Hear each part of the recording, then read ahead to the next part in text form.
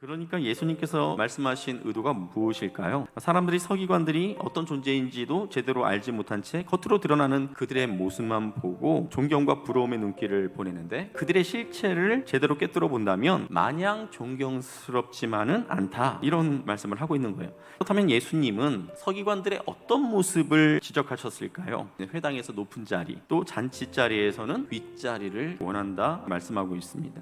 누구나 앉기를 원하는 그런 높은 자리를 원했던 것 같습니다.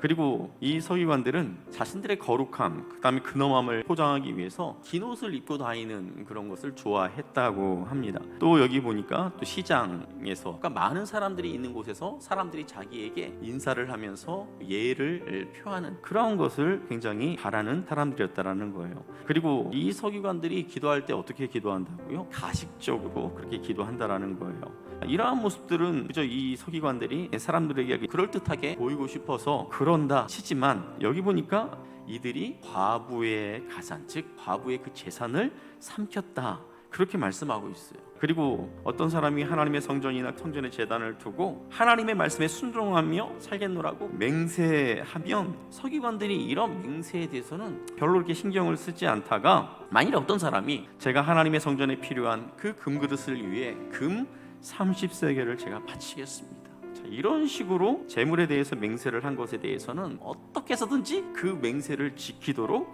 그렇게 한다라는 거예요. 사람들은 보지 못했던 서기관들의 그 진면목, 그런데 예수님의 눈은 마치 정밀 장비처럼 서기관들의 마음들을 들여다보이는 것을 보게 됩니다. 높아지려고 하였던 교만의 모습, 과부의 재산까지도 탐하는 저들의 욕심, 그리고 겉으로만 거룩한 척하는 그들의 위선, 이 모든 것들을 예수님께서 다 보신 것이죠. 자, 그래서 예수님께서 사람들에게 당부하는 것이 무엇입니까? 그러므로 무엇이든지 그들이 말하는 바는 행하고 지키되 그들이 하는 행위는 본받지 말라. 그들은 말만 하고 행하지 아니하며. 그들이 가르치는 그 말씀, 하나님의 말씀이기 때문에 그들이 가르치는 것은 듣지만 그들의 삶은 본받지 말라는 거예요. 왜? 그들이 하는 그 말씀과 그들의 삶이 너무나 거리가 멀기 때문에 그들의 삶이나 행동은 부러워하지도 말고 또 본받으려고 그렇게 애쓰지도 말라. 예수님께서 그와 같이 말씀하신 것이죠.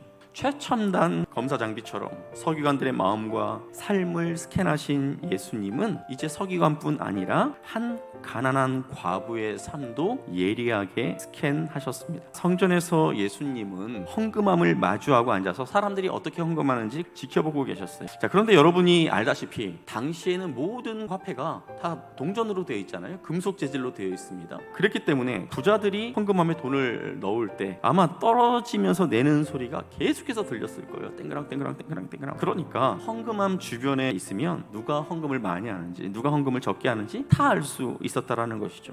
자, 그런데 그 상황에서 한 초라한 모습의 여인이 헌금함에 동전을 넣습니다. 랩돈짜리 동전 2개였어요. 지금 시세로 환산해 본다면 1,500원, 2,000원 정도밖에 되지 않는 적은 돈이었습니다. 다른 사람들은 별것 아닌 것처럼 그냥 쓱 넘어갈 수 있는 상황에서 저 여인이 다른 여러 사람들보다 더 많이 헌금을 했다 말씀을 한 거예요. 예수님은 현장에서 그 과부가 드린 동전 2개, 거기에 주목한 것이 아니라 동전 그 2개가 이 여인의 생활비 전부라는 것에 주목하셨던 것이죠. 그렇다면 두렙돈이 그 여인의 생활비 전부라는 것을 어떻게 예수님께서 아셨을까요?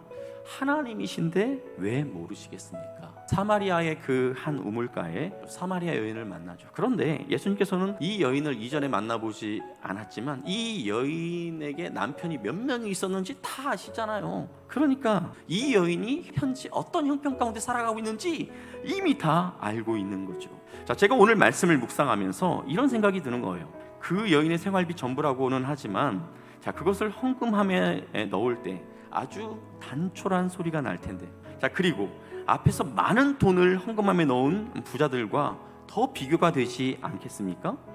자신이 가진 그 2랩돈을 드릴 때 부끄럽지 않았을까, 그런 생각을 하게 되었어요. 그런데 만일 이 여인이 사람들을 의식했다면 충분히 그렇게 생각할 수 있었겠죠. 그렇지만 이 여인은 사람들을 보지 않고 초라하지만 자신의 삶을 받아주시는 하나님을 바라봤다라는 거예요. 자신의 삶을 하나님께 맡기고 하나님을 의지하면서 감사와 믿음으로 드렸다라는 것입니다. 자, 그런데 여러분, 이처럼 자신이 드리는 것이 너무 작은 경우에도 믿음을 발휘하는 것이 필요하지만 너무 큰 것을 하나님 앞에 드릴 때에도 우리의 믿음이 필요하다라는 거예요. 예수님이 십자가에 달리실 시간이 얼마 남지 않았을 때 한 여인이 자신이 가지고 온 그 향유를 예수님의 몸에 부어요. 이 향유 300데나리온이나 되는 어마어마한 가치가 있는 그런 향유였어요. 그 당시 노동자들이 1년 동안 일해야 모을 수 있는 어마어마한 돈이었죠. 팔아서 가난한 사람들에게 나눠줄 것이죠. 어떻게 저렇게 쓸데없이 저 향유를 저렇게 낭비하지? 제자들이 속에서 부글부글 화가 끓어올랐습니다. 이런 제자들의 모습을 예수님께서 보시고 뭐라고 하셨냐면, 이 여자를 괴롭게 하느냐, 그가 내게 좋은 일을 하였느니라. 예수님은 그 비싼 향유를 보기에 앞서서 그 여인의 중심, 여인의 마음을 보신 거예요.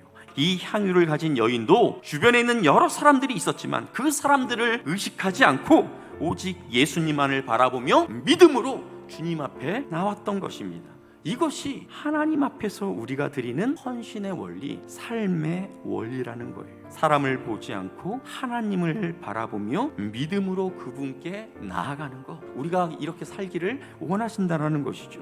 자, 이 가난한 여인과 반대로 앞서 말씀드린 서기관들은 어땠습니까? 하나님 말씀을 다루고 또 그 하나님의 말씀을 사람들에게 가르쳐야 하는 막중한 책임이 이들에게 있었지만 하나님 앞으로 나아가는 것이 아니라 사람들 앞으로 나아갔다라는 거예요. 하나님보다 사람들 눈에 자신들이 어떻게 보여질지를 더 많이 신경을 썼어요. 사랑하는 성도 여러분, 스스로에게 질문해 봐야 합니다. 내가 지금 사람들 앞으로 나아가고 있는가? 아니면 하나님 앞으로 나아가고 있는지 스스로 물어봐야 한다는 것이죠. 기도할 때뿐만 아니라 사람들을 만날 때라든지 또 손님에게 내가 물건을 팔 때라든지 직장에서 내게 주어진 어떤 업무를 감당할 때도 지금 내가 누구 앞으로 나아가고 있는지를 물어봐야 한다는 거예요. 며칠 전 어린이집에서 일하시는 한 집사님이 이러시는 거예요. 맛있는 간식들을 만들어서 아이들에게 주면 아이들이 그것을 맛있게 먹으면서 그 집사님을 바라보면서 이렇게 엄지척을 해준다라는 거예요. 아이들의 그 엄지척한 그 모습을 보면서 정말 기뻐 어쩔 줄 모르겠다라는 거죠. 자, 그러면서 이제 그 집사님께서 이러시는 거예요.